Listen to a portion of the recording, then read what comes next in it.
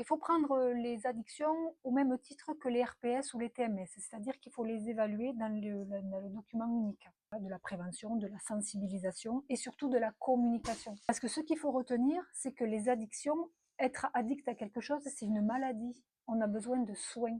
Il faut clarifier les choses au niveau du règlement intérieur. Faire de la prévention par le biais de campagnes sur les risques que ça peut engendrer, voilà, des campagnes de communication, par exemple.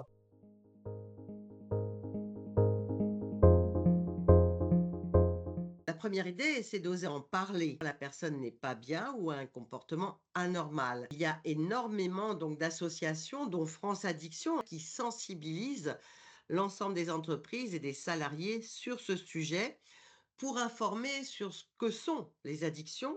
Et ça peut faire prendre conscience, en fait, à des personnes. Une journée d'information où j'ai parlé des addictions. Donc on a évoqué effectivement les drogues, l'alcool. On a sollicité une assurance qui nous a fait un parcours de jeu avec des lunettes qui en fait met dans un état, une attitude inadaptée. Voilà, ça a été un petit peu ludique mais efficace. On avait idée de faire peut-être venir la gendarmerie, mais sur de la prévention aussi. Et moi j'aimerais d'abord qu'il y ait cette prise de conscience et cette prise en compte du collectif.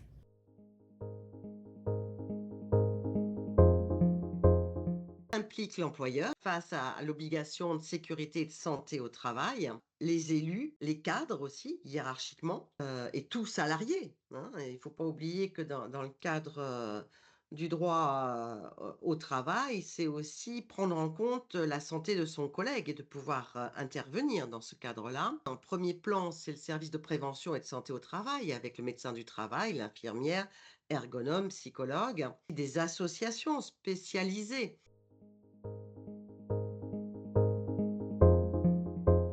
Mon référent, c'est le médecin du travail, qui, lorsqu'on a une suspicion, on en parle ensemble en visite médicale et la chose est évoquée directement lors de la visite. Et il y a des orientations vers des services spécialisés.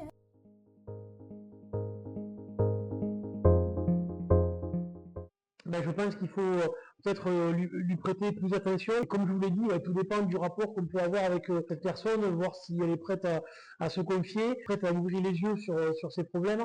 On peut peut-être l'inviter à aller voir l'infirmière du site, l'inviter à parler.